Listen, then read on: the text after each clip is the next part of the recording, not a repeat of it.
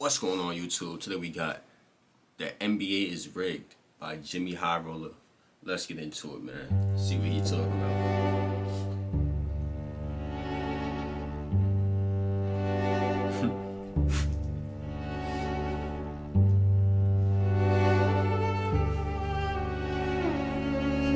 Yeah.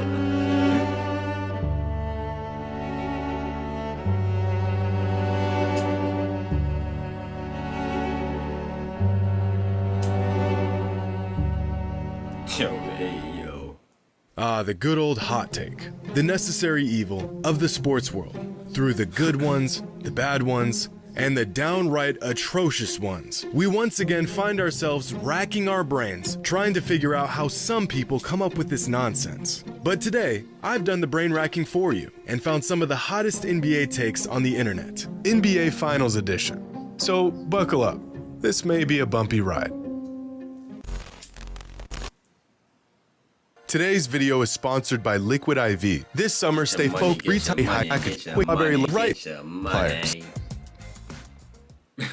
With the NBA Finals upon us, I thought to myself, what better time to take a look at some hot takes? Per usual, I immediately regretted this decision, but it had to be done. So let's jump right in. Now, our first take has been around for decades, and regardless of how insane it is, fans continue to say that the NBA is rigged and scripted. And to that I say, what? First of all, reality is stranger than fiction. The best way to create incredible, captivating moments in sports would be to not script them. You think some dude rigged Kevin Durant eviscerating his calf in front of tens of millions of people? Or what about the Nuggets just sweeping the Lakers? Wouldn't it make infinitely more sense to allow most series to go into 6 or 7 games for more revenue? I heard there's a script that leaked and talking about the Lakers are supposed to win in 7, you know. So, you know, once that script leak, you know, they can't let that happen. You know what I'm saying? Like, they can't let that happen. Like, you know, things like that. I don't know. I'm not saying that. I'm just saying, man. It's like they went totally against the leaked script for, like, I don't know. We had a very real chance at a Celtics-Lakers finals this season. In what universe do the script writers not choose that outcome? I wonder what Chris Paul thought when he got the script and saw that Luka Doncic was gonna walk him like a dog on his way to his 87th second-round exit. If the NBA was truly rigged, why on earth would the most lucrative franchise in the league have virtually no success over the last 20 years? Oh, your team is one of the 29 teams that didn't win a championship this season? It couldn't be that they just weren't good enough. It's because the basketball overlords didn't have it in the script. The biggest suspicion comes from the way refs officiate the games, handing out more fouls to one team than another, making odd calls during crucial points in the game. And believe me, brothers, I'm right there with you. If I had $1 for every suspect call I saw in an NBA game, I'd have enough money to start my own franchise to complain about. But that's just the nature of sports. Sometimes things go your way, sometimes they don't. As much as we would like for refs to be mindless robots who get every call correct, they're human, just like us, and they make mistakes. This guy says the NBA is colluding to get the Lakers into the playoffs. Well, then I guess the NBA also colluded to get them swept in the conference finals. I know it's tough to watch your team lose, but of all the excuses we can make as fans, can we please stop resorting to this one? This is a bad take. Now, this next take comes from my man Bill Simmons, who had this to say about this year's Nuggets team. This Nuggets team is the best team I've seen in person in 5 years, since the 2018 Warriors. Not just better, but really probably beats anybody the last 4 years.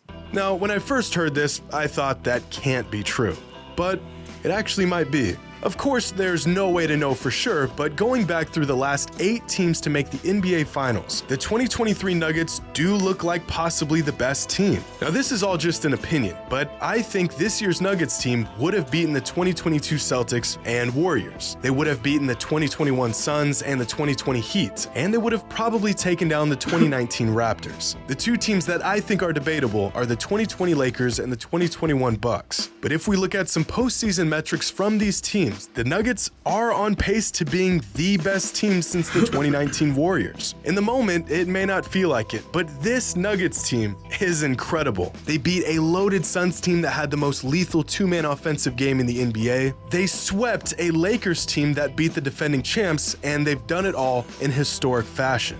The 2023 Nuggets may just be the best team since the 2019 Warriors. The eye test backs this up, and the stats do as well. Now, this next take comes from a fan who says that if the Heat become the first team to win a championship as an 8 seed, it automatically becomes the greatest playoff run in NBA history.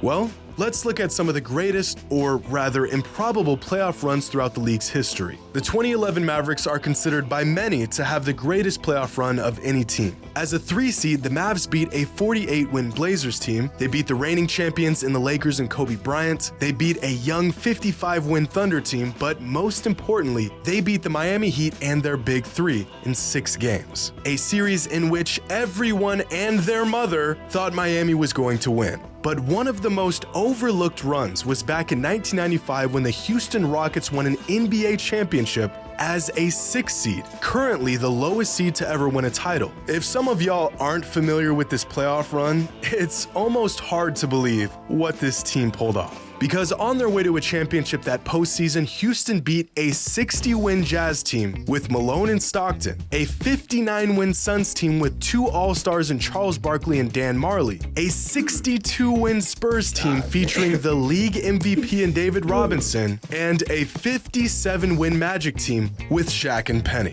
A few years ago, I made a video on the most difficult championships ever won, and the Rockets title in 1995 was ranked number 1. In fact, if we add up the total amount of regular season wins from all the teams the Rockets beat that postseason, we get a whopping 238 wins. Compare that with the 2011 Mavericks and this year's Heat, as well as some other metrics, and it's clear that the Rockets had a much more difficult path to a championship. But the 95 Rockets did have a solid squad surrounding Hakeem, with players like Clyde Drexler, Vernon Maxwell, Kenny Smith, Sam Cassell. This was a good team. The 2023 Heat, however, have absolutely no business even being in the finals. It's literally Jimmy, Bam, and the undraftables. Even the Mavericks in 2011 are a criminally underrated team. They were the 3 seed going into the playoffs with 57 wins. They had an awesome core of players, and they were easily one of the best teams in the league that season. They just had to make it past the heavy favorite to win it all. This year's Heat team was never favored in the postseason. From the very first series, they were expected to get sent home, and 2 of their core players have virtually sat the entire playoffs. So between the 1995 Rockets and the 2023 Heat, it's close. The Rockets had a more difficult path, but the Heat were expected to have absolutely no chance at all. You could make a great argument that if the Heat win a championship this year, it would be the greatest playoff run in NBA history. And so this is a good take. And our last take comes from the legend himself, Mike Breen. During Game 1 of the NBA Finals, Breen had a take about Nikola Jokic that some people didn't really appreciate. And one of those people was in the booth with him. You marvel at his complete game. He passes like magic. He rebounds like Moses. Shoots like Dirk. Rebounds like Moses? Are you? Moses Malone. I know. You want to check yourself? Now, Mike Breen has watched a lot of basketball. He knows the game, and as much as this take seems like a reach, is it really? Breen says that Jokic shoots like Dirk, which is about the highest praise a big man can get, and the numbers support this. Well, kind of. On short jumpers, Jokic is historically efficient. Both Dirk and Jokic are equally as deadly with their long jumpers, and Dirk is a noticeably better three-point shooter. But there's context missing here, because Nikola Jokic only shoots 39% of his shots from outside 10 feet, whereas Dirk shot a whopping 77% of his shots from outside 10 feet. As efficient as the Joker is, Dirk is the gold standard for a shooting big. Breen also said Jokic passes the ball like magic. And sure, Jokic isn't the engine to the most exciting show in all of basketball, but in terms of moving the rock and getting open looks for his teammates, Jokic does pass like magic. In my opinion, Magic Johnson is still the greatest passer the game has ever seen. Jokic isn't quite that. But if you were to give your top 5 passers in NBA history, who would be on your list? Magic, Steve Nash, LeBron James, Chris Paul, Jason Kidd. Maybe you got John Stockton, Larry Bird, Isaiah Thomas. But Nikola Jokic is undoubtedly in this discussion. And the last comparison that Breen gave was that Jokic rebounds like Moses Malone. And this is where Mark Jackson really lost it, as if the statement was a massive reach. Because it kind of is. Moses Malone was a 6-time rebounding champion, arguably the greatest rebounder of all time. Moses had an 8-year stretch where he averaged 15 rebounds a game. Jokic can rebound with the best in the league, but he's not quite the board-grabbing machine that Moses was. So, in Breen's defense, Jokic can almost pass like Magic, he's nearly the shooter Dirk was, and he's not quite the rebounder Moses Malone was. So, although it's a bit of a stretch, I do like this take. But unfortunately, that's all the racking my brain can handle in one sitting. But y'all know the drill. Leave a comment with your hot take, and as usual, If y'all enjoyed, man, make sure you like the video, comment, subscribe, turn on post notifications, click on the last reaction, and I'm out of here, man.